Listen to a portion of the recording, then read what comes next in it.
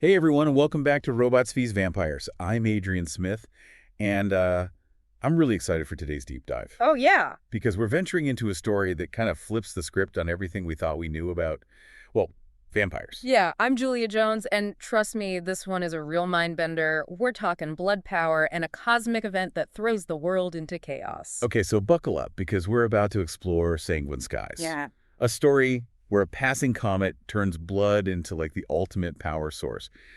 But here's the twist. Yeah. What happens when the creatures who crave blood the most, vampires, are suddenly swimming in a sea of amplified power? Right. That's the question at the heart of it, isn't it? Imagine a vampire, a being whose existence has always been defined by limits, and a constant hunger suddenly confronted with a world where blood is overflowing with potent, almost chaotic energy. It throws everything we know about vampires out the window. Exactly. And we're not talking about your friendly neighborhood vampire here. We're introduced to Vlad, a centuries-old vampire who's seen it all, done it all, and is basically over it. He's cynical, world-weary, and the last guy you would expect to get caught up in some cosmic drama. But here's the thing about Vlad. He's intrigued. He's wary of the fanatics drawn to this new blood power, but he can't deny the allure of it.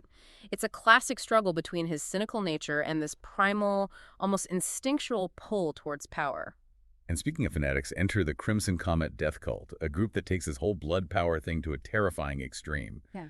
They're all about controlling the masses through blood sacrifice on a massive scale. And that's where things get truly chilling. We're not talking about small-scale rituals here. The cult is aiming to manipulate blood on a global level enough to influence weather patterns to reshape the world according to their twisted vision. Imagine storms brewed from blood sacrifice droughts caused by the depletion of this vital energy. It's a truly unsettling concept, and it forces us to ask some uncomfortable questions about the nature of power and control. It's definitely intense. But luckily, we have Anya, a young woman who's desperate to stop the cult and restore some semblance of balance to this blood-soaked world. And guess who she turns to for help? None other than Vlad, the cynical, world-weary vampire who'd rather be left alone. It's an unlikely pairing, a young woman full of hope and a creature who's lost all faith in humanity. And that's where things get really interesting. Vlad, instead of preying on Anya's vulnerability, decides to train her and a group of ragtag survivors to fight back. He's basically turning his monstrous nature into a weapon for good, a shield against the darkness that's threatening to engulf the world. It's a fascinating twist, isn't it? We're so used to seeing vampires as the embodiment of evil, the creatures lurking in the shadows. But here, Vlad is forced to confront his own darkness, to use his power not for personal gain, but to protect those he once would have considered prey. It makes you think, doesn't it? About the lines we draw between good and evil, about the potential for redemption even in the most unexpected places. Absolutely. And it's not easy for Vlad. He's constantly battling the seductive call of that amplified blood power, the temptation to give in to his baser instincts. He's walking a tightrope between his old nature and this newfound purpose, and it's a struggle that's both thrilling and deeply human. So this is really where the story takes kind of a turn toward the philosophical. As Vlad trains Anya and the others, he starts to see the world through their eyes, to understand the resilience of the human spirit, the hope that flickers even in the darkest of times. It's a subtle shift, but yeah, a profound one. Vlad, the creature who had detached himself from humanity centuries ago, starts to feel a connection to these fragile, flawed beings. He sees their courage, their determination to survive, and it reawakens something within him. He's almost like a jaded mentor, right? Yeah. Guiding these young rebels while wrestling with his own inner demons. It's a dynamic we see in so many stories, but here it takes on a whole new dimension because of Vlad's unique nature. Exactly. And it's not just about mentoring. Vlad is forced to confront his own past, the choices that led him to this point of isolation and cynicism. He sees echoes of his own lost humanity in Anya and the others, and it forces him to reevaluate everything he thought he knew about himself. It's a powerful exploration of redemption, isn't it? Can a monster truly change its nature? Can centuries of darkness be erased by a flicker of light? Those are the questions Sanguine Skies grapples with, and it doesn't offer easy answers. Vlad's journey is messy, complicated, and full of setbacks, but it's that very struggle, that willingness to confront his own demons, that makes his transformations so compelling. And speaking of transformations, the story takes a wild turn when Vlad decides to go after the Crimson Comet, Death Cult's ultimate weapon. A massive monument built from blood, a symbol of their twisted ambition to control the world. It's a bold move, a desperate gamble. Vlad knows that disrupting the monument could have catastrophic consequences, that the chaotic energy unleashed could tear the world apart. But he's also aware that doing nothing would condemn humanity to a fate worse than death. A world ruled by fear, where blood is the currency of power and control. So it's a classic dilemma, right? The choice between the lesser of two evils, the weight of responsibility on a creature who never asked for it. It's a reminder that even in a world of vampires and blood-powered cults, the human element, the struggle to make difficult choices, remains the heart of the story. And the way Vlad disrupts the monument is fascinating. He doesn't destroy it, he corrupts it. He taints it with his own essence, his own corrupted blood, turning the cult's weapon against them. It's a stroke of genius, a move that only a creature like Vlad, someone who understands the depths of darkness, could pull off. And the consequences are far-reaching. The comet dims, the cult's power falters, the world is thrown into a state of uncertainty. It's a victory of sorts, but it's a bittersweet one. Vlad has saved humanity, but at a cost. He's exposed himself, revealed his true nature to the world, and his future is now shrouded in ambiguity. Is he a hero? A villain? An anti-hero? The story leaves that question open to interpretation, and it's one that I'm sure we'll be debating long after we finish this episode. And that's the beauty of Sanguine Skies. It's not just a vampire story. It's a story about power, about redemption, about the choices we make in the face of overwhelming darkness. Yeah, it really makes you wonder, like, what happens next, right? The world's been turned upside down. Blood is this potent energy source, and we've got a vampire who just saved humanity, but is still grappling with his own darkness. What happens to Vlad?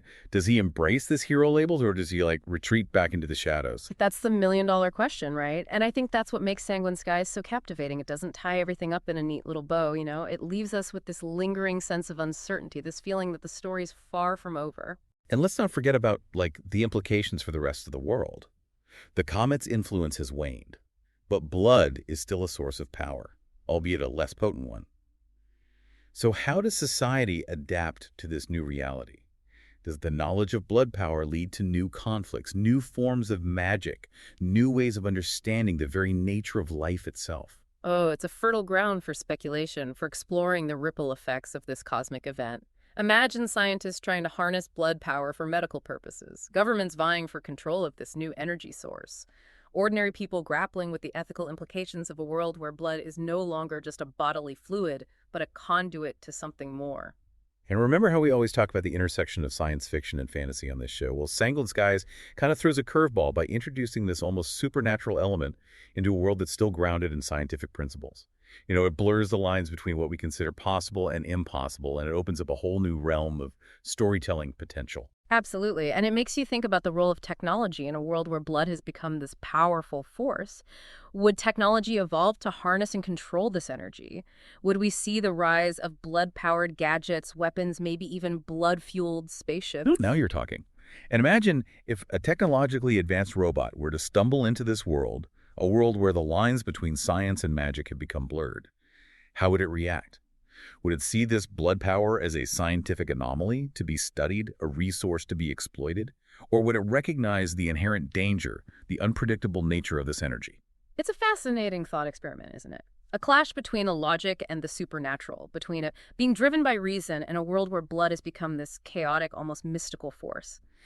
I can't help but think back to Vlad, his struggle to control his own bloodlust, his understanding of the darkness that lurks beneath the surface of this power. Right. And if a robot were to encounter Vlad, imagine the conversations they would have, Vlad, with his centuries of experience, his intimate knowledge of the dangers of blood power, trying to warn the robot against tampering with forces it doesn't fully understand.